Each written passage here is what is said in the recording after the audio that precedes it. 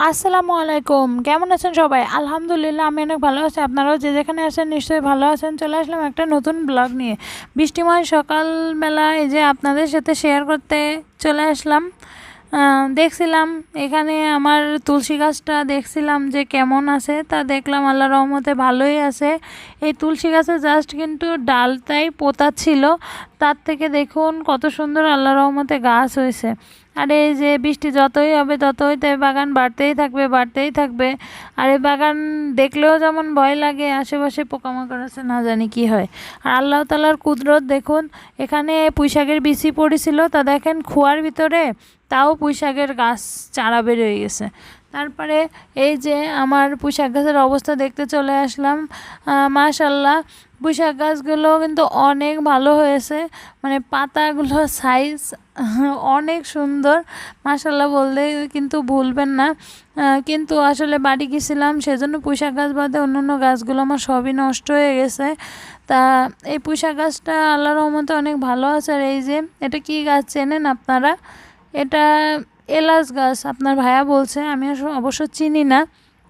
সে এলাচ গাছ কিনে নিয়ে আসছিল, বলেছে এই এলাচ গাছে নাকি এলাচ হবে, তাই সে এই রান্না করবে, রান্না করতে হবে আমাকে, তার আর এলাচ কিনতে হবে না অত টাকা দিয়ে।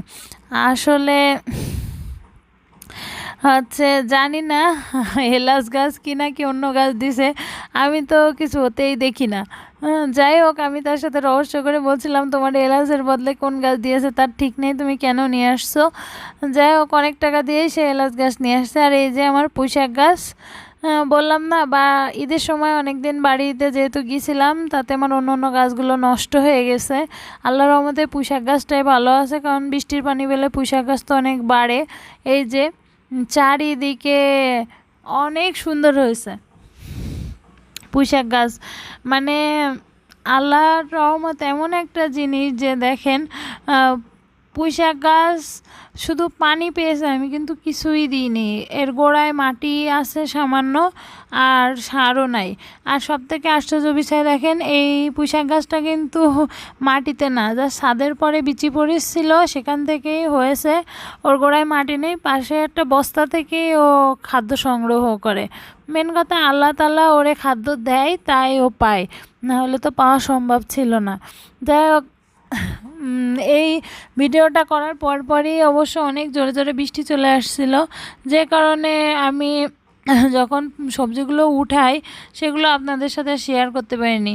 যাই হোক, যেটুকু পেরেছি সেটুকুই আমি আনন্দিত। আর এই যে আমার লেবু গাছের গোড়ায়ও কোনো সার মাটি নাই, যে কারণে আমার লেবু গাছের পাতাটাও কেমন ফ্যাকাশে ফ্যাকাশে হয়ে গেছে। আর এই যে বোম্বাই মরিচ গাছ, এখানে আল্লাহর রহমতে আবার বোম্বাই মরিচ হবে বলে এই যে ফুল চলে আসছে, অনেক ফুলই আসছে। আল্লাহর রহমতে অনেকই মরিচ ধরবে। সবাই মাশাল্লাহ বলতে কিন্তু ভুলবেন না। আসলে আমি ভালোভাবেই করতে চাই, ছাদ বাগানটা কিন্তু হয়ে ওঠে না। আর এই যে আপনারা বলবেন তো এটা কি ডাঁটা গাছ না কোনো আজে বাজে গাছ, আমি চিনতে পারছি না যে এটা ডাঁটা নাকি এমনি কোনো গাছ, খাওয়া যাবে কি না জানি না। আর এই যে হচ্ছে বরবটি, বরবটি গাছের অর্ধেক আছে ঝড়ে উড়ে গেছে, আর বাকি এই যে সামান্য কিছু আছে, সেটাই আপনাদের সাথে শেয়ার করে নিলাম। আর এই যে পেঁপে গাছ, এটা কিন্তু ওই বিচি পড়ছিল, যেহেতু তরকারির খোসা বা বিভিন্ন কাঁচা তরকারির জিনিস আমি দিই, তাই এই ঝুড়ির ভিতরে বিচি পড়ে এই পেঁপে গাছটা হয়েছে। তাই এবার এসে দেখতেছি এখানে কয়েকটা ফুলও ধরছে। আল্লাহ যদি চায় তো পেঁপে হবে, আপনাদের সাথে সেটাও শেয়ার করব। আর এখানে এই যে ছোট্ট আর একটা পুঁইশাক গাছ হয়েছে।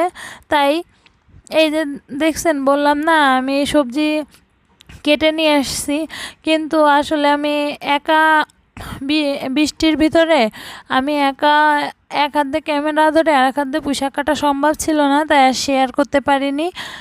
তাই এক হাত দিয়ে কেটেই আবার বাসায় এসে আপনাদের সাথে শেয়ার করছি। এই যে আমার পুঁইশাক। সবাই দোয়া করবেন, ভালো থাকবেন। আজকের মতো বিদায়, আল্লাহ হাফেজ।